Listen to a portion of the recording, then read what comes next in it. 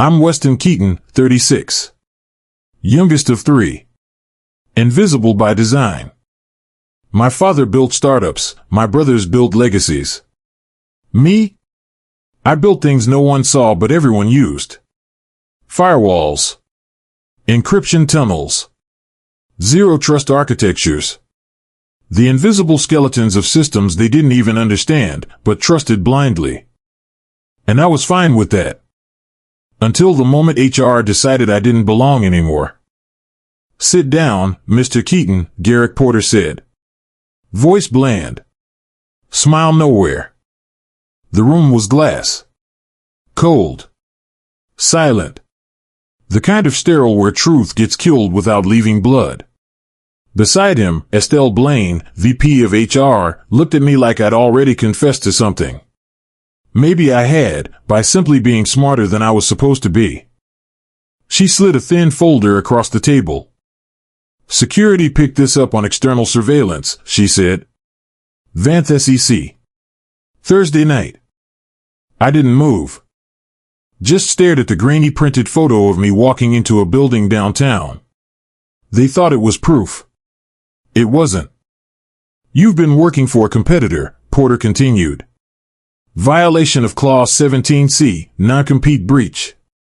Effective immediately, your employment with Sabletech is terminated. No hesitation. No room for rebuttal. No one even blinked. I exhaled once. Quiet. Calm. You're right, I said. I should focus on one job. Estelle's left eyebrow twitched. Just a millimeter. Confusion. She didn't expect that. They expected groveling. Or rage. Or panic. Not silence. Security waited outside. I could see the top of a navy sleeve through the frosted door panel. Garrick stood. You'll surrender your badge now. Your devices are already disabled. A compliance officer will walk you through the off-boarding protocol. I handed the badge over. They thought they were winning. I picked up the box they'd so helpfully prepped. My ceramic mug. One dying plant. One leather-bound notebook. No one said a word when I stepped into the hallway. But they watched. Cameras blinked red. Eyes blinked more. Miles, from DevOps, caught my glance through the window. He mouthed, "What the hell happened?" I didn't answer. I walked. Lobby. Elevator. Street. Spring air hit like a slap. Real, rough. The kind of air that tells you something is ending and something worse is about to begin. My phone buzzed the moment I reached the car. Unknown number. One message. Phase 1 complete. Ownership transfer pending. I started the ignition. My breath stayed shallow. Traffic lights blinked red 3 blocks down. People rushed past like this was just another morning. It wasn't. Inside my glove compartment was a phone that didn't exist on any telecom record. It lit up again.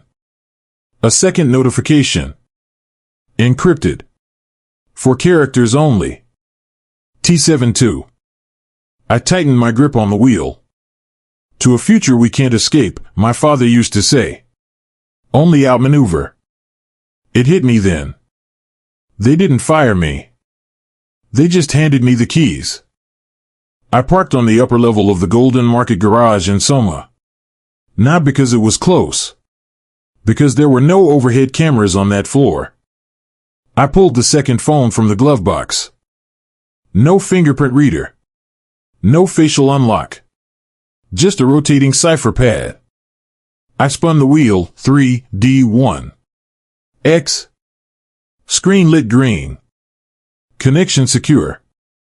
Inside the signal was one message. Ownership transfer, 43% voting authority. Initiate? Y/N. I didn't press anything. Not yet. Some moves, once made, don't reverse. They just escalate. I stepped out, grabbed my backpack, and walked fast across the plaza.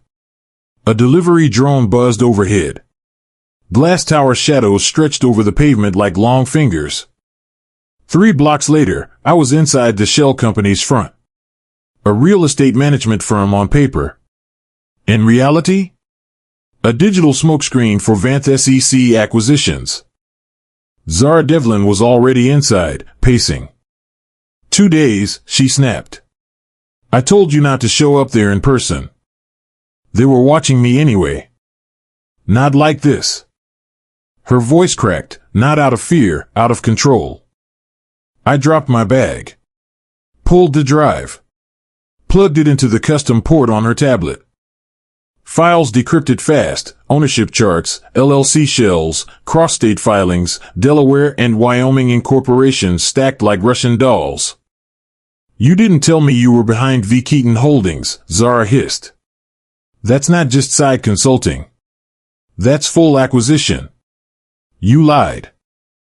No, I said. You didn't ask the right question. You said Vanth SEC had investors. You are the investor? I nodded. You own the company that's buying the company that just fired you. I smiled without warmth. Irony's a sharp tool when it cuts both ways. Zara turned, bracing herself against the desk. Her hair, usually perfect, was pulled back with a pencil. Her fingers were shaking. They're going to find out, she said. I got a black envelope under my hotel door. No return. Inside? A photo of us. Having drinks. Taken last week. Somebody's watching you. And me. I didn't blink. They're not watching, I said. They're reacting. Reacting to what?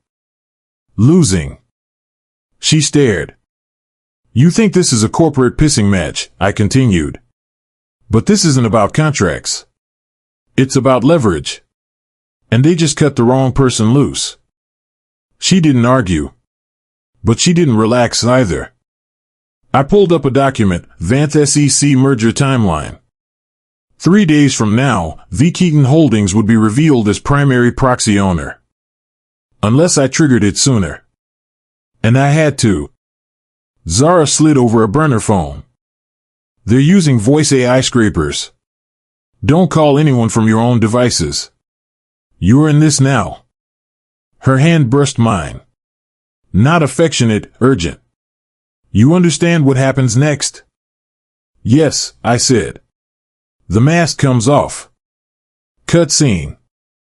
A cold room. A glass of whiskey untouched. Derek Porter sat across from a man in a tailored gray suit. Weston Keaton isn't just gone, the man said. He's restructuring ownership. Derek blinked. He's a security engineer. Correction, the man said. He was a security engineer. Now he's an asset holder. And unless you bury that connection, now, you're going to be working for him by Monday. Camera slow pan to the folder between them. Inside, a screenshot of V. Keaton Holdings' chain of entities. A name buried inside the paperwork. Estelle Blaine's signature. Back to me. I sat in the command van 2 blocks from Sabletech. One server pinged online. Another blinked red. I ran the scan. Result. Sabletech internal directories attempting access to V. Keaton IP clusters. I smiled. They're poking, I whispered. They don't know what they're touching. Phone buzzed again. New message. You're not the only Keaton pulling strings. I stared. 4 words. And a name buried in the metadata. Byron. My brother. Oldest. Favorite. Trusted by my father with all the family capital. The one who said I'd never be more than the kid with keyboards. I closed the file. Heat climbed up my throat. There's betrayal. And then there's blood betrayal. That second one doesn't cool off. My hand clenched. I triggered the Phase 2 protocol. Authorization passed. Ownership transfer pending final approval. I looked out the tinted window at the Sabletech tower glowing against the darkening sky. 3 days ago, they fired me. Tomorrow, they report to me. If they want a war, they just picked the wrong Keaton. 3:14 a.m. I parked beneath a dead street lamp in Palo Alto. No traffic. No cameras. The rain had stopped just 30 minutes ago, leaving the pavement slick like glass. The silence wasn't comforting, it was surgical. The kind you feel before a body is opened. The abandoned structure ahead used to be a crypto mining site. Now it looked like something gutted. Half the windows were blacked out. A single red light blinked from inside the security panel. Still alive. Still mine. I keyed the code, 9275 Delta, door hissed open. Inside, the concrete corridor swallowed sound. No windows. No lights. Just the hum of backup batteries. My boots echoed against the floor, 2 steps behind me that weren't mine. I stopped. Silence. 1 beat. 2. Nothing.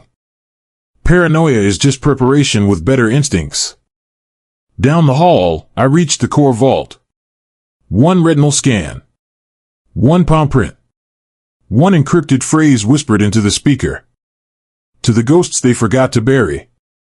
The vault unlocked. 6 black monitors lit up in sequence. I dropped my bag. Pulled the cable. Plugged in. Mainframe response. Ready. I tapped the keys like a codebreaker from a dying war. Fast. Silent. Precise. Initiate 3D protocol. The screen didn't blink. It roared. Firewall checks. DNS exploits. Shareholder leaks.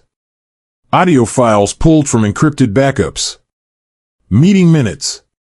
Estelle's signature buried under 3 layers of metadata. Byron's initials and embedded file history from 12 months ago. Disrupt. Discredit. Dominate. Not revenge. Architecture. That's the thing people forget. Security isn't about stopping threats. It's about understanding systems well enough to become one. Cutscene. Sabletech internal network.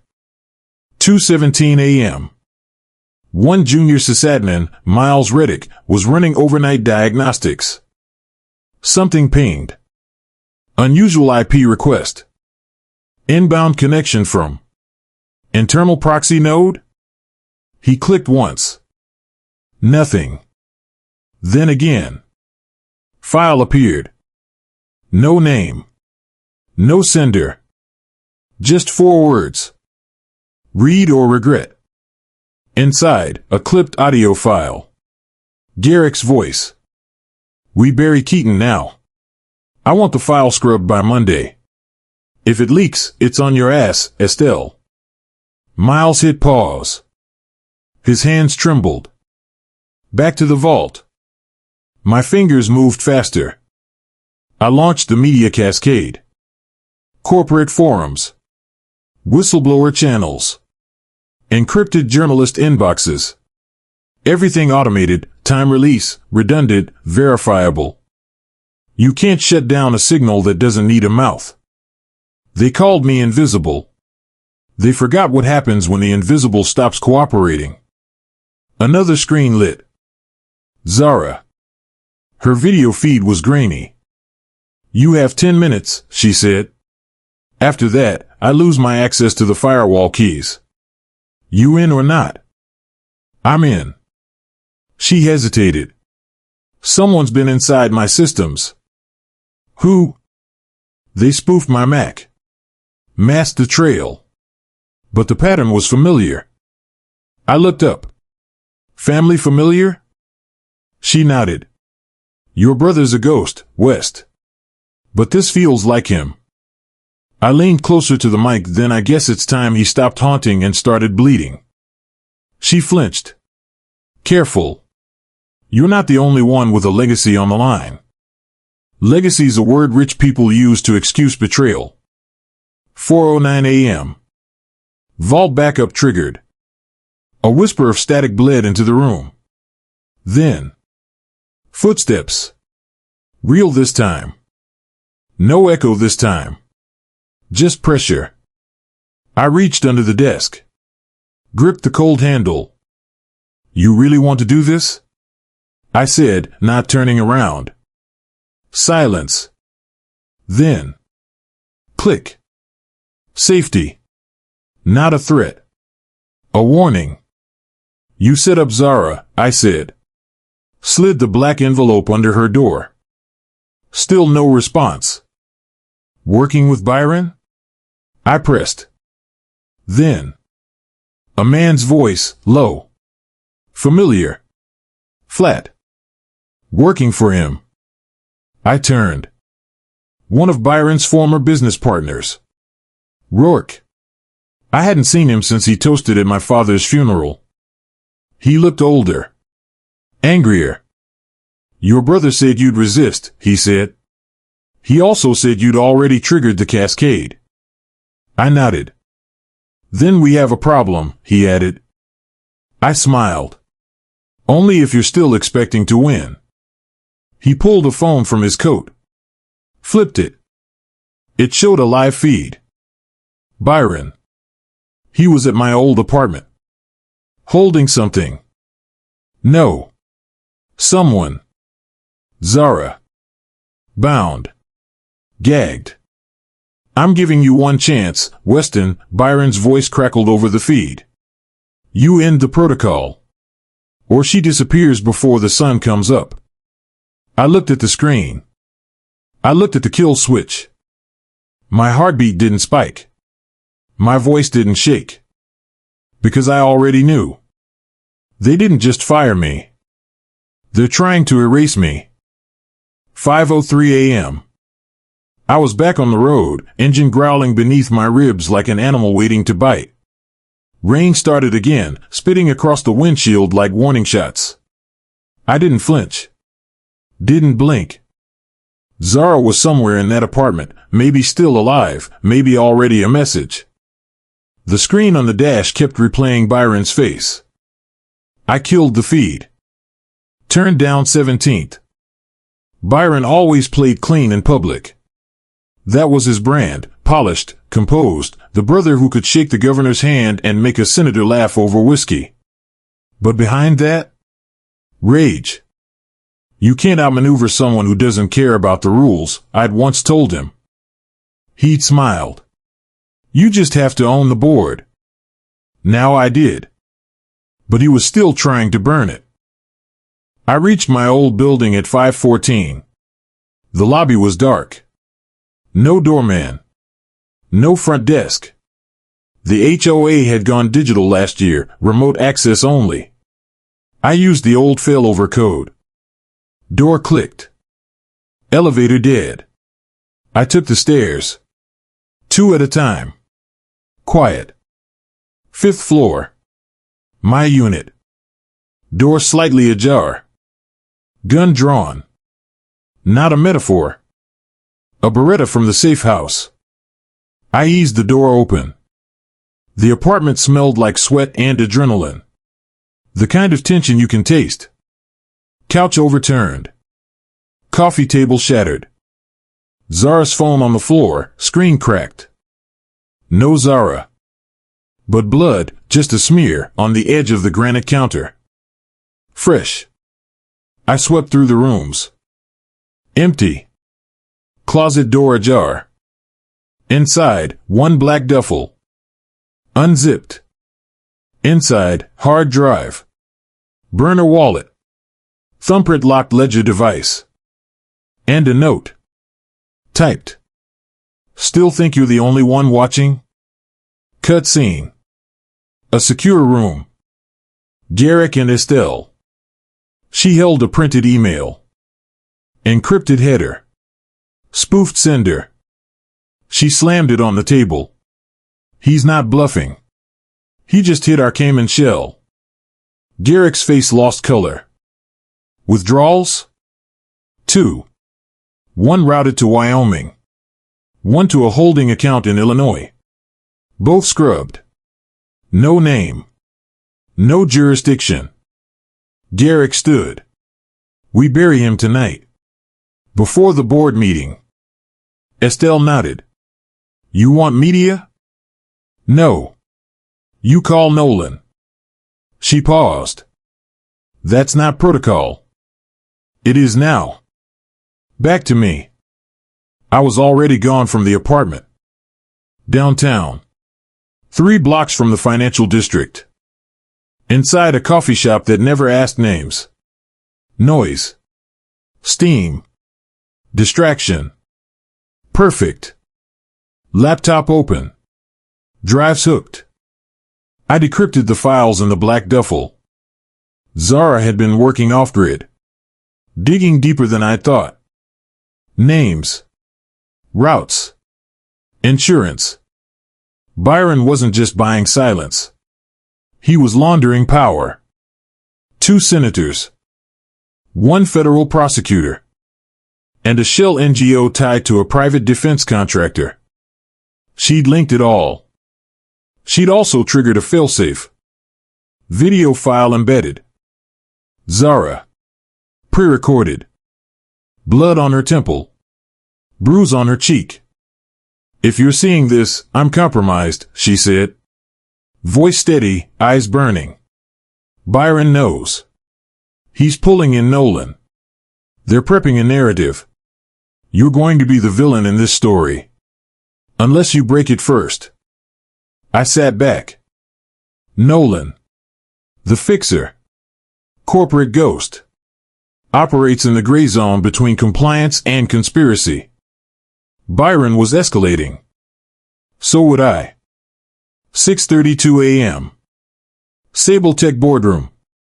Emergency meeting. All members present. Byron at the head. No Garrick. No Estelle. One of the board members whispered, "Where the hell are they?" Then.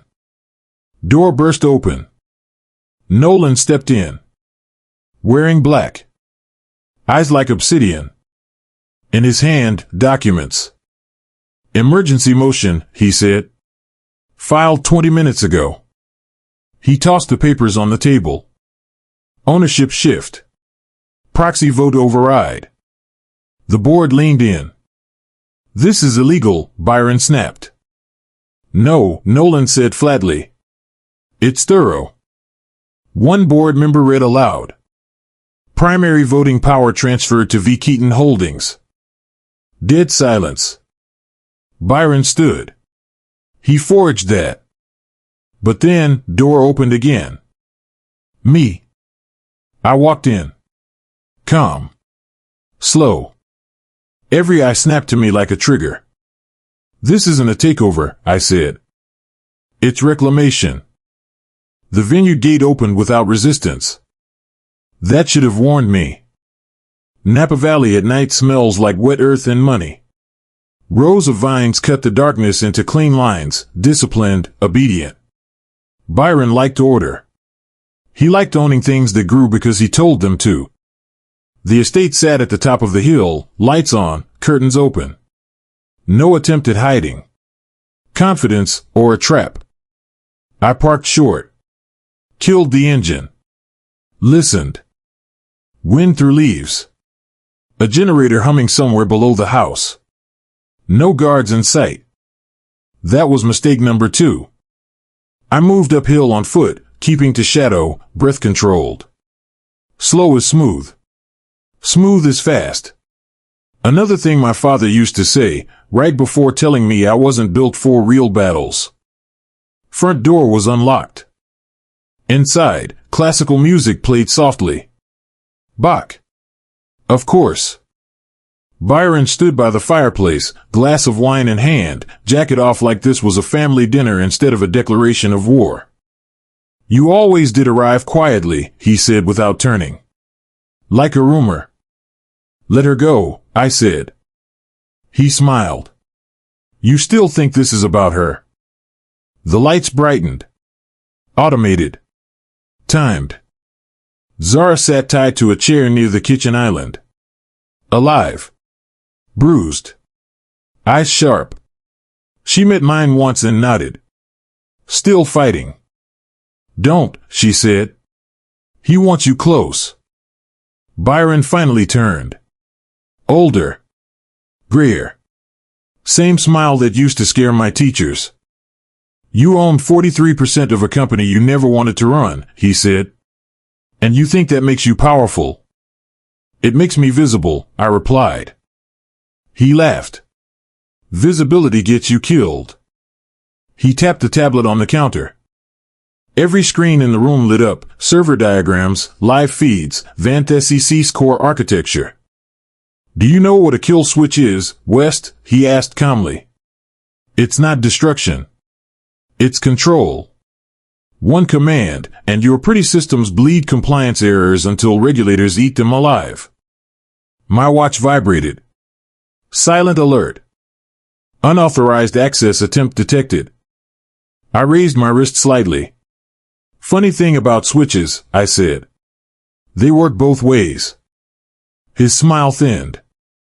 You always did think ahead, he said. That's why Father trusted you with nothing. There it was. The real motive. Not money.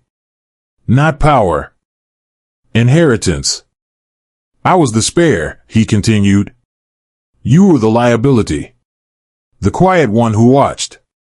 So I made sure you stayed small. I stepped closer. He didn't retreat. When you triggered that cascade, he said, you forced my hand. Sabletech wasn't a prize. Surveillance contracts were. Defense money. Government friends. You threatened the future I built. Zara strained against the ropes. He sold you out, she spat at me. To save his image. I know, I said. Byron's thumb hovered over the tablet. You end the protocol, he said softly, or I end her. My pulse stayed steady. A voice in my head, old, quiet, learned young, said, never negotiate from fear. Change the board. I tapped my watch twice. The lights flickered. Every screen glitched. Byron's tablet went black. What did you? The generator outside sputtered. Backup power kicked in. Too late. I moved. He swung the wine glass.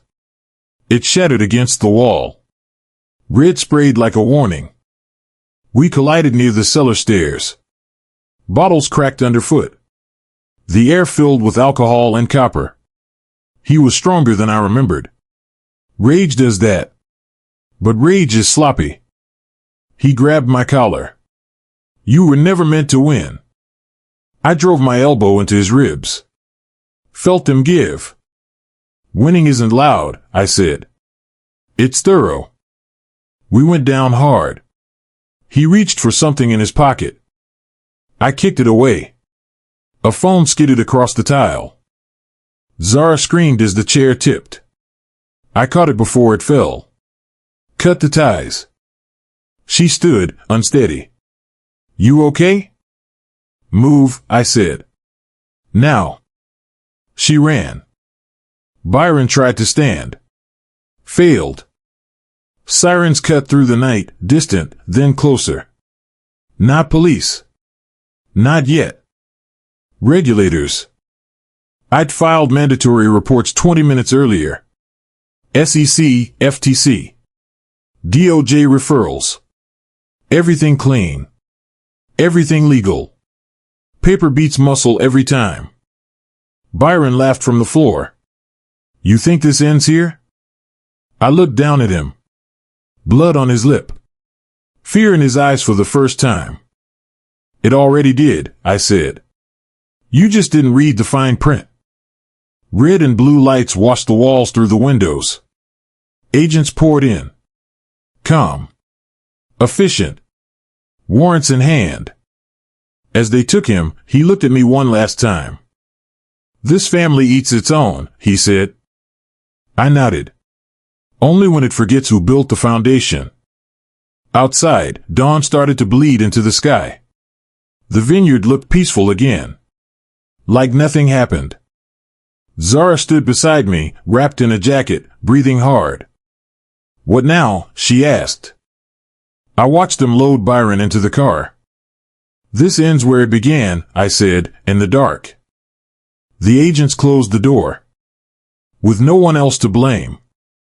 6 weeks later, the vineyard stood silent under a skyscraper clean by wind. The soil had been turned. Literally.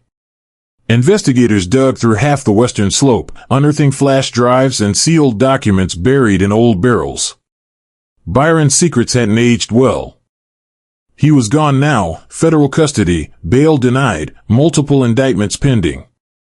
Securities fraud. Racketeering. Money laundering. Conspiracy against a federal contractor. I watched the press conference from the upper deck of my hotel suite in San Francisco. No sound. Just captions. Just Byron's mugshot flashing beside charts and redacted statements. A public reckoning, 30 years overdue. The irony? All he had to do was let me walk away. Zara poured herself coffee from the suite's kitchenette. "You really going to take the board seat?"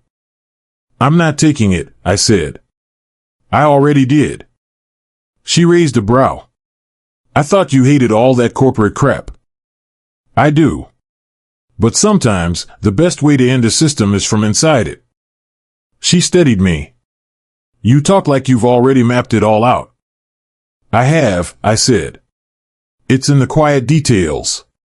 Legacy trusts. Tax shelters. Political donors. The invisible lines that held people like Byron in power for decades. And you'll cut those lines? One by one." Zara sipped her coffee. "You scare me sometimes."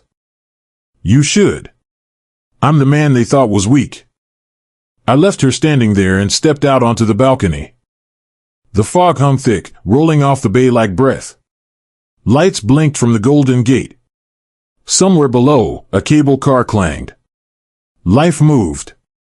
But nothing ever really returned to normal. Normal's a myth. Truth is, we don't get closure.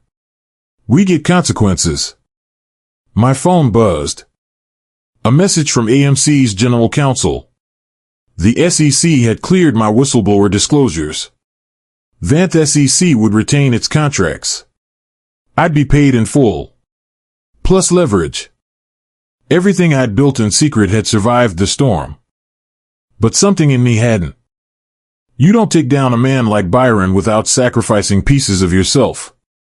The kind that don't grow back. A memory surfaced, Byron at age 35, pressing my hand against the iron safe in his office, whispering, "Legacy isn't what you leave. It's what you forced them to remember." He wanted fear. I gave him memory. Inside the suite, Zara turned on the TV. Another story now. A biotech exec indicted in D.C. Same dance. Different monster. I stared at the horizon. For the first time in years, I didn't flinch. "I spent most of my life being underestimated," I murmured. "But if they're watching now, let them see. Let them see the quiet kid from the family they tried to erase. Let them see the man who walked back into fire with a blueprint for survival. Let them see that silence doesn't mean surrender. Legacy isn't blood. It's fireproof memory. And some stories aren't inherited. They're rewritten."